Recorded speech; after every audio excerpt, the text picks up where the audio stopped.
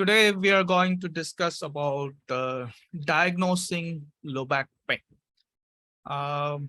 In terms of there's a lots of diagnosis is being used, such as many different syndromes are used, and some are like spondylosis or spondylitis or disc prolapse or mechanical and so on and so forth, right? So with the plethora of terms are used for diagnosis, what is a better way to diagnose? And also just caution that this is not about how to diagnose low back pain. This is about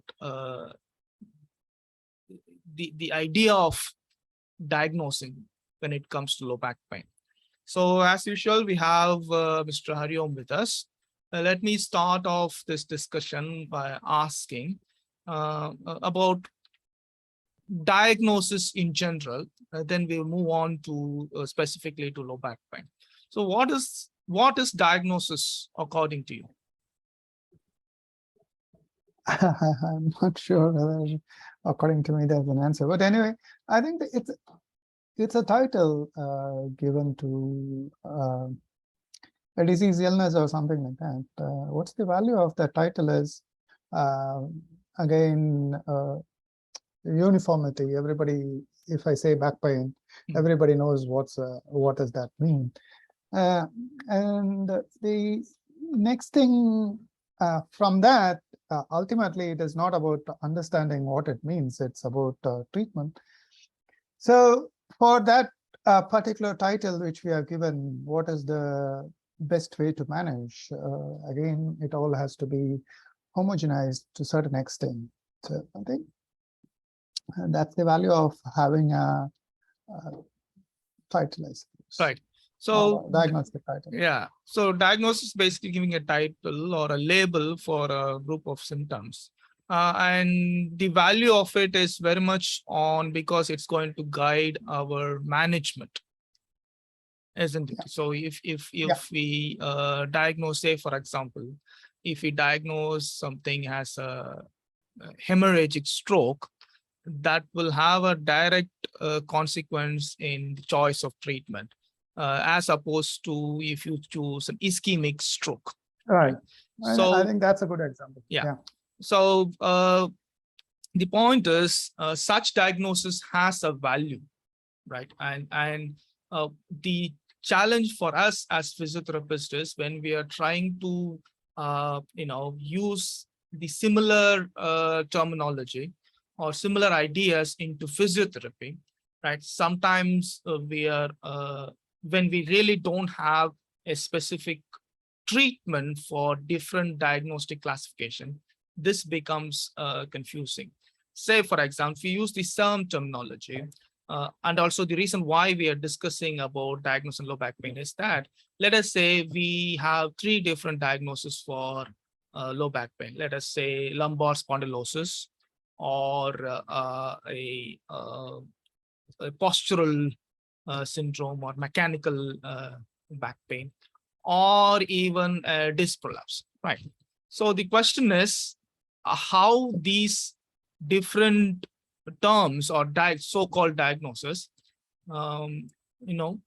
leading us to treatment. Do you think that all these different types of diagnosis will guide our treatment? I think we need to have a sort of a robust classification, whatever it is. Again, what's the value of classification?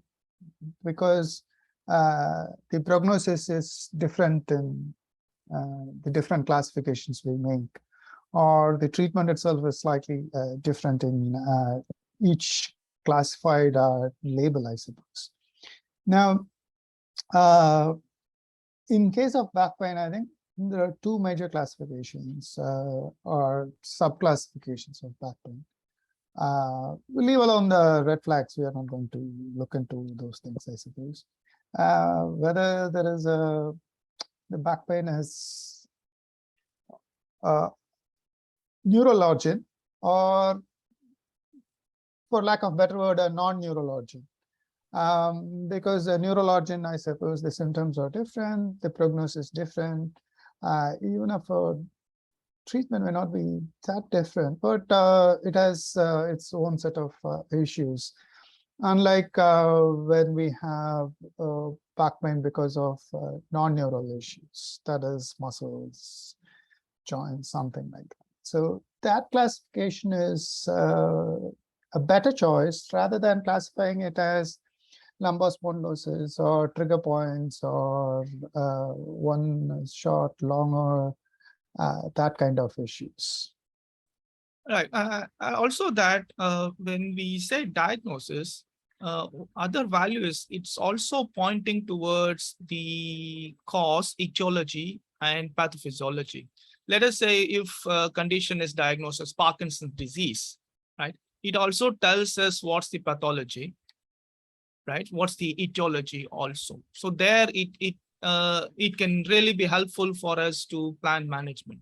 So when the question is, when we say about similar terminology if we use in back pain, if we say lumbar spondylosis, or say if it is a particular syndrome, does it tell us about the cause or pathophysiology of the problem? It does not. That is the problem.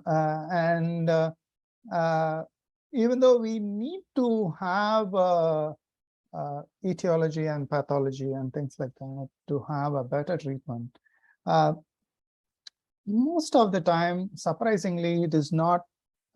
We are not very sure of the pathology or the etiology, but we seem to be able to manage many conditions. But sometimes for being afraid that to say that we don't know, or it is not as clear as we used to in other conditions, like in Parkinson's, for example, we may have certain amount of understanding of pathology, but not necessarily etiology. Yeah. We don't know what causes Parkinson's, right? But we use a fancier word, they call it idiopathic, to make people sound more intellectually superior, I suppose. But at the same time, in case of back pain, the etiology and pathology is unclear. Why it is unclear is also, there's another step to it also. That is, if you classify in a particular method, does your outcomes is your outcomes better? It doesn't seem to be. So that is the issue. While while it is unclear to you, many people believe that it's very clear to them what is the problem, that they can diagnose using certain tests. So say, for example, piriformis syndrome, they have a test to find that and then they diagnose. So one may think that maybe it is unclear to you, but for others it's clear. So what's your take on that? The first and foremost thing is it's not very difficult to read all those things to understand that. A lot of people might think that we might not have read about that or attended a course to understand a trigger point or something. It's fairly simple. It's physiotherapy or medicine. There is nothing very complicated about certain clinical issues. Yeah. Probably the other issues are more complicated. Now, the one thing I understood about whether it is medicine or the human brain is all our knowledge, whatever we are accumulating in our life, is not based on any form of truth or any form of data or any form of verifiable facts. Whatever we have acquired is based on many ways of acquiring knowledge. Say, for example, if you think, a lot of people say that if you eat a certain foods, eat as heat, right? If you drink ice water, you will get cold and things like that. We don't have a slightest clue whether it is true or false. We never worry about that. We never check for any of these things. So it's natural for us to, it seems it's natural for us to believe when it is done in a authoritative manner. And it seems very unnatural for us to ask for data or how did you know that kind of issue. It took me, I'll just tell my personal experience. It took me probably in my 40s only I understood what is sine theta. But I know the formula for sine theta and I know how to calculate these things. Well, I didn't understand that. But I also, when I think about it now, I didn't ask anybody what is a sine theta. Yeah. They told me that it is sine theta. Right?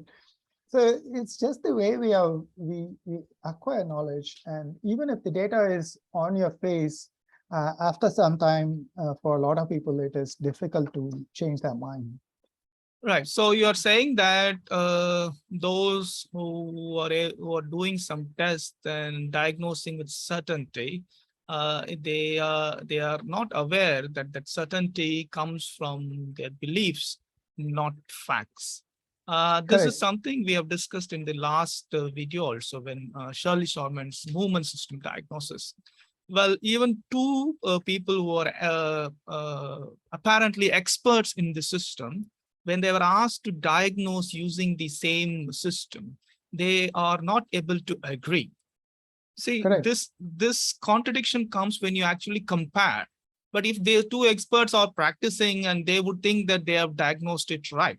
So there is the question of right is against what, right? A right is something, usually it's compared to truth or something that is close to the truth. So what many of us, especially for young clinicians who are learning, that when we are doing a test, we have an intrinsic assumption that the positive means it is positive. I mean, it is a truth. But unfortunately, most special tests, and I'm saying most special tests with no conditions applied, most special tests does not tell us the truth. And the surprise is the false positive and false negative cases are very, very high. So when you're using a test, in academically also what happens is we are spending a lot of time learning how to perform a test, but not how to interpret the test. You know, false positive, false negative, or likelihood ratio. More importantly, pre-test probability. We have not heard of this term, but these are all the critical terms that tells whether these tests are actually telling the truth or not. So that is the problem when we rely on these diagnostic tests and therefore go on and say that, this test is positive so far, this is this. But we have a huge amount of evidences pointing that these tests are as good as a coin toss. So which means that basically it doesn't have a value. All right. Yeah. That's right. I think it starts with understanding our brain, and the brain cannot or does not perceive the truth. Any system, whether it's your hearing or your eyesight, nothing perceives the truth. It perceives and you interpret, and it's helpful for us to work in a society. It is not made for making a diagnosis and things like that. So I think if you understand that, the other things will fall into place. Right. So moving on to the last section of this discussion. So what's the way forward if these diagnosis doesn't have a value, especially irrespective of the diagnosis, our treatment seems to be the same. Again, it pursues the whole point of diagnosis. If whatever we are going to do the same, and what difference it makes. So nevertheless, so how do we go forward? If a patient with a low back pain comes, does it mean that should we just treat them without even examining and diagnosing? In a way, yes. I mean, after if screening for you- red flags. and probably neural test. Yeah. Neural examination is fairly simple. Even if they are walking and coming, you have a certain idea about these things. Now, I think the problem of assessment and things like that is confused with a consultation or why they are coming to you. And I think there are two issues I think I want to highlight. One is you can do examination, don't do examination. It doesn't make much of difference when it comes to the output. What makes a huge difference, I think, is understanding the problems they have because of their back pain. What are they unable to do? Because that is the prognosis, not just increase in flexion or extension, which might add as a feedback for your patient, but that doesn't necessarily mean a prognosis. So understanding your problem list is half of your evaluation. The other evaluation, which we have again talked about earlier also, is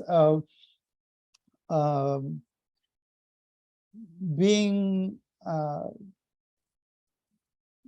a proper healthcare profession, in the sense that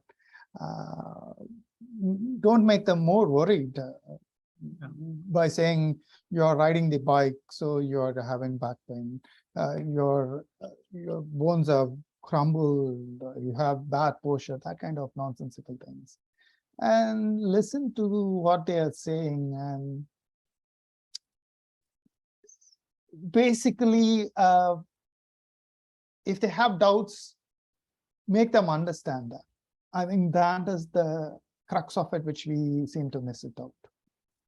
I just want to add an anecdote, especially for specifically for this bike. People who are traveling by bike, and we are telling them not to travel.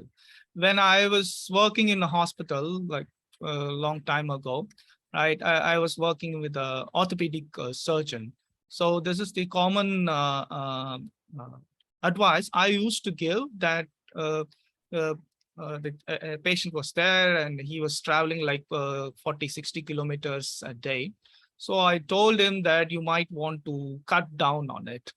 And his first question was, how am I going to pay for you if I cut down on, because his work he has to go.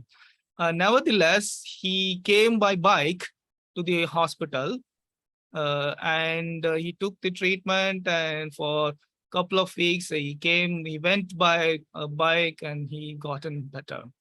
Right? It's an anecdote, not to say that whether this is effective or not, but if it's something is impossible, or at least for many patients now, if it affects their livelihood, it's like we have to think from that. Again, now I'm working in a rural setup, and I wouldn't even dare to tell patients who are coming from, most of them were from farming, to tell them not to bend their back. They will just laugh at you, right? So we needed to start looking at a patient perspective, I guess. Okay, so this would be the end of this discussion. If you're having anything to add, final thought. I just want to make people understand. I know this is. I know a lot of people think that how can I start a treatment without examination? But I know nobody does an examination other than when they go for an exam. Nobody does an examination in that clinic. So, but the problem is, I think we have shitty form of treatment. So if we have a proper treatment, all our problems will be minimized. So if to those who are a PG student, you could actually test this.